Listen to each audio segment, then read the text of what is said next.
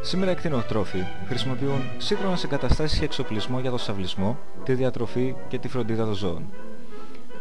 Όμως έχει μεγάλη σημασία για την επιτυχημένη διαχείριση της μονάδας η κατανόηση της συμπεριφοράς των αγελάδων.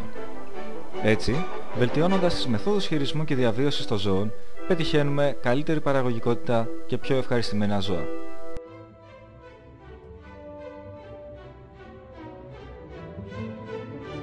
Από τη φύση τους οι αγελάδες είναι ήπια ζώα με ήρεμο χαρακτήρα. Σε άνετο περιβάλλον είναι ζώα περίεργα, κοινωνικά, τρώνε συχνά, μετά μυρικάζουν, χαλαρώνουν και ξεκουράζονται για να παράγουν γάλα. Επειδή είναι ζώα της συνήθειας, ανταποκρίνονται καλύτερα στη συνεπή συμπεριφορά. Από μικρά μέχρι την ενηλικίωση και την εισαγωγή τους στην παραγωγή, τα ζώα αυτά είναι όπως τα μάθεις.